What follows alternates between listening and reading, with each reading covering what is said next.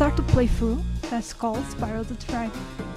So Spyro the Dragon was a game that I played when I was a little girl. I was 6 years old, and it was my first video game. That's why I love PlayStation so much, and I have so much nostalgia towards it, because Spyro is like, and he opened my creativity, you know. He opened new doors to me, so I'm happy to be playing it with you guys. And this will be a different playthrough. I'm sorry about that. Was my phone, my Mitomo phone. I'm sorry about that. If you heard it, if you didn't hear it, don't mind it. So, to open my doors to creativity, I started doing drawings of dragons, started to create stories of dragons and magical creatures, and that eventually led me to my original story that I shared with no one, only a few people. But don't worry, one day I'll share it. But for now, I just want to share this nostalgia I have with you guys, and I'm actually going to be studying these 3 games of Spyro the Dragon, the classic games, because I plan to ask Activision to let me join them, because I want my dream since I was a child was to do video games, and mainly Spyro video games, and I want to share the love I have for Spyro with them. I want Activision to be successful with Spyro. I want Spyro to be successful. So I'll send them my curriculum and stuff when it's finished. Not finished yet, but I'll send it. So I'll be studying these games, like background, story, characters. So this will be a different playthrough, more like studying and reflecting on the games.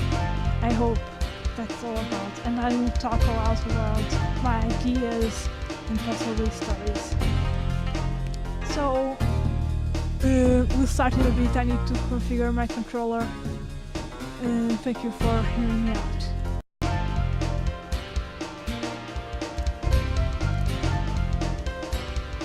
So now we'll start the game.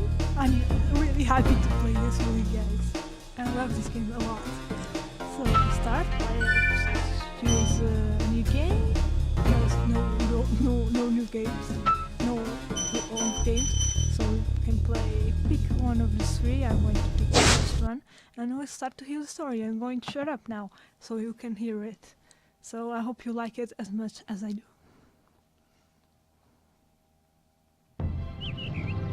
Okay, rolling. Oh, it's been peaceful here in the 5 worlds, or is it 6? For a dragon's age. We now have 12,000 treasure, or is it 14,000? What about this Ganasty Gnorc character? Now, I understand he's found a magic spell to turn gems into warriors for his cause. I'll take that question. Nasty Gnorc is a simple creature. Simple! He has been contained in a remote world and is no threat to the Dragon Kingdom. No threat! Besides, he is ugly. Ugly? That does it! Looks like I've got some things to do.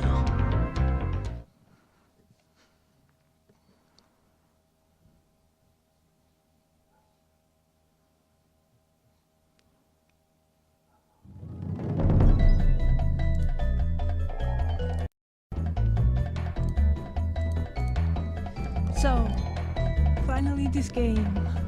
Ooh, really good, really good. I'm seeing if I can move my character. This is old PS1 controller, so I'm not used to it. I can roll, I can roll, and I can't use the right stick to turn around the camera. I can use this one. I'm seeing if all controls are operating normally. I think they are. Okay. Okay, so let's start now. Opening our first dragon nester. Thank you for releasing me, Spyro. Free 10 dragons in the Artisan world. Then find the balloonist. He'll transport you to the next world. What about Nasty Nork? I'm going after him. Find dragons first. That's all I can tell you.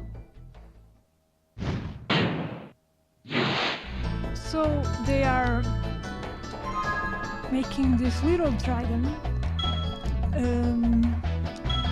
do their dirty work, so I don't know why. One already started to escape me when Nork. Take that, Nork. Collect all the gems. I love gems. So this is how the Artisan's world of the dragons. It's the first world. It's actually the world where Spyro was born. And the Artisan's world is a world of painters and artists and creative people. So Spyro is a creator. I know that. I think he's more like creative people. You can see the wiki from our info, but I find that very, very interesting. That each game, like each world of Dragon Worlds, has a different type of dragons that are born there. And I find Spyro World so beautiful. They're really pretty. So this is the first world, very pretty. So we're gonna free the next dragon. Where's Nasty Nork? I'll torch him. Keep your horns on, Spyro! You have much to learn first. Do you know what the dragonfly following you is doing? His name is Sparks, and he's helping and protecting you. Keep an eye on him and see what I mean. So next to us you have Spyro and we have Sparks. Sparks is a real dragonfly, and he's a live meter, so he changes colors depending on how many lives we have left. And in Dragon and Spirit lore, dragonflies are actually pretty important to the dragons. They are like they enable dragons to cast fire, to use magic basically. Without dragonflies, dragons won't be much in this universe. I find that pretty interesting, and I need to have in considering if I ever go to Activision and do a Spyro game. That's really important lore. And I'm just hitting random walls. I'm just collecting gems all over the Artisan world. Why not? I'm not going to portals right now. I'm just exploring the Artisan's world. No, don't go. Okay, wait. I used to be so good at this game because I played so much, but now not so much good. So bear with me. There are better game players of Spyro around YouTube, so you can watch those if you don't bear me. I said this was going to be a very different playthrough, so... And I know where everything is, more or less. I don't remember very much because I didn't play it for like 5 years. But anyway, let's free the next dragon. Hey, Spyro, press the jump button twice to glide. And don't be afraid. Afraid? Of what? Falling from high mountain peaks, plummeting into prehistoric glaciers. Oh, that. So it's interesting to tell you that Spyro now is pretty much young. He's like a baby dragon, and he doesn't know how to fly. He only glides.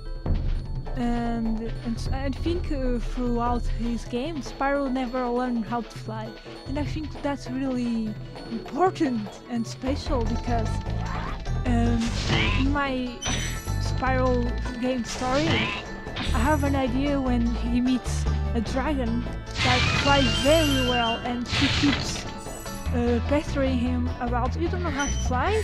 A dragon that doesn't know how to fly? And she ends up teaching him how to fly. She's the one from that game forward. Spyro can fly willingly, and that will open new doors to, like, for example, in Spyro Dawn of the Dragon, Spyro could fly everywhere, and that game was beautiful, pretty hard. I don't like it very much, but he was able to fly, and I thought that was beautiful and really an awesome experience. So I think that could open a new door to a new kind of game, maintaining, keeping Spyro traditions, but also making it, improving it in certain ways. I don't think I'm going to free this dragon yet. I only because he told me why you have to free more dragons to go through this door. or gems, I don't remember, sorry.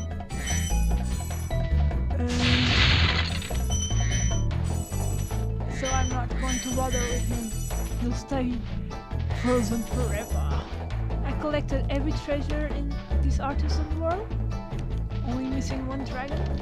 That's the dragon that's over next to that big mouth. Dragon mouth. So I'll stop here because I'll do this for portals and then join them.